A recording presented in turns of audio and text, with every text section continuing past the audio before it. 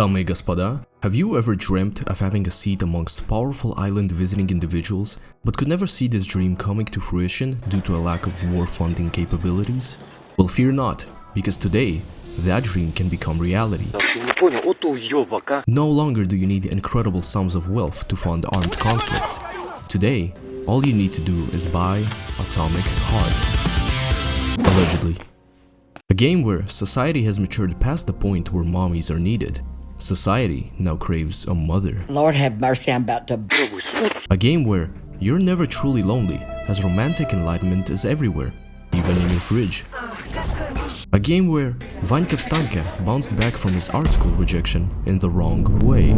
Originally intended to be a movie, Atomic Heart is a story-driven first-person shooter set in an alternate timeline where the Soviet Union made remarkable scientific breakthroughs, turning it into a utopia where robots absolve the working class of, well, working. The game is developed by a Russian studio named Mundfish, which means there is one major inherent issue with the game: the language barrier. I have seen numerous discussions and reviews calling the main protagonist cringy, unbearable, annoying, and just couldn't understand why. But then I switched the audio from Russian to English and realized the bag has been fumbled. Major Nechayev is supposed to be this ragged Spetsnaz army dude, and his English voice actor just doesn't sound the part. Furthermore, the expressive vulgar charm of Slavic languages is something that is nigh impossible to translate to a different lingual archetype. In the best case scenario, you'll lose some meaning, emotion, or both. In the worst case, you'll have some dude muttering profanities like a prepubescent toddler without any proper intonation. Luckily, you can play the game with Russian audio and English text, giving you a whole different experience at the cost of a negligible loss of understanding, which is something you should deeply ponder upon, as your glove is quite expressive. You'll often hear it evaluating situations or coming at the sight of Robusi. It can do other things too, like electrifying or freezing, though I didn't find myself using those elements that much outside of necessary circumstances, like environmental augmentation for puzzles or being naively misled. You liar! I mainly stuck to more conventional methods of warfare. Soviet ingenuity has made sure that all of your conflict-resolving assets are equipped with state-of-the-art nanites that will insert themselves into robots upon impact and force a Windows update on them. If you have a personal vendetta with an electronic device, you can get up close and personal to mend the beef. Or, if you like hearing some beefy sound effects while experiencing a tight shooter feel, you can go with a variety of guns that either expend ammo or energy. You don't really have to choose one over the other though. As long as you can fit it in your inventory, you can use it. Each weapon can be upgraded to serve you till the end of the game. All you really need is materials and blueprints. Mats are easily acquired by doing the big suck during your explorations, while as the blueprints require a bit of luck or some problem solving in the game's optional polygon areas, which are basically puzzle dungeons. They tell you what reward you get from what chest, so if you're looking for a specific something, you can save time by bolting through. But before all this can take place, you must shift the focus onto your life. Go out there and chase your passions. Meet the love of your life. Have kids.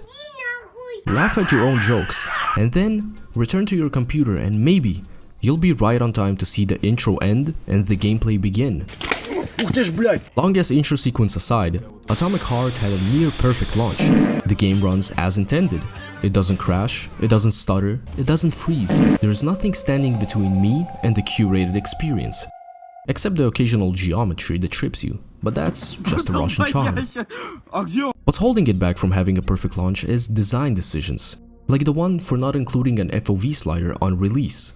This is a game where you'll be going through narrow hallways and fighting robots that double scoop pre-workout. Being limited to a prefixed field of view under such circumstances is a prime recipe for motion sickness.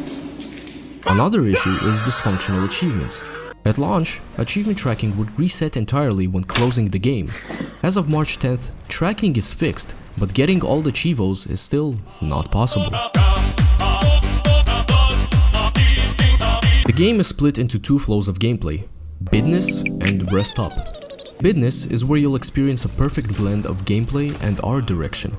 The combat isn't insane, but dodging around and dispatching a variety of enemies is satisfying. Most bring something unique to the table, be it a busty dump truck or movesets and weaknesses.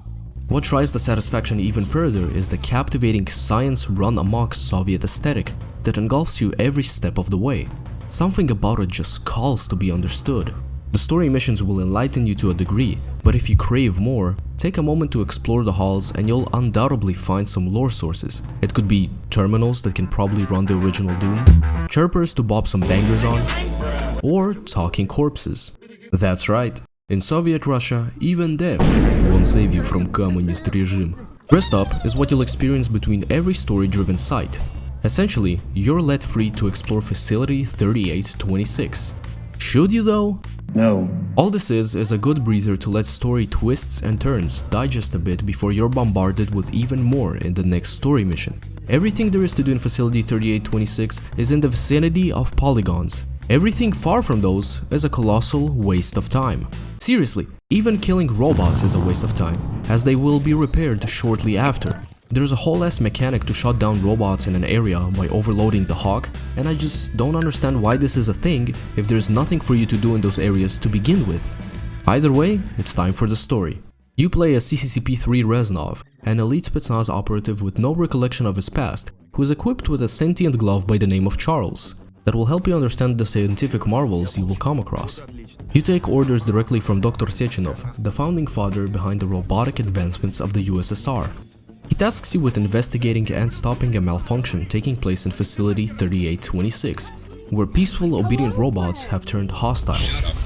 A few days before the launch of Collective 2.0, a system that will merge humanity and robots into one consciousness. The story does a great job of gaining player investment with its twists and turns.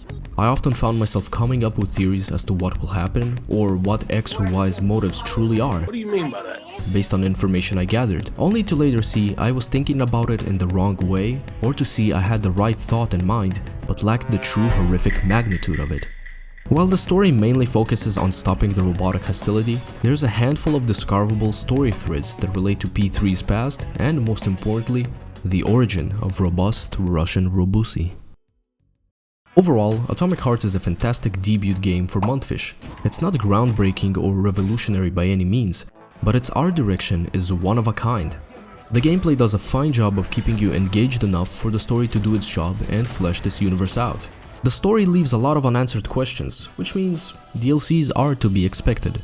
For someone of Eastern European origin, this game is far more than fantastic, as Atomic Heart has a plethora of references and gimmicks that hit home. Oh yeah. Which is why I'll give Atomic Heart a strong out of 10. That's about it. Don't forget to slap like, slap wife, hit subdoob, and I'll catch ya next time.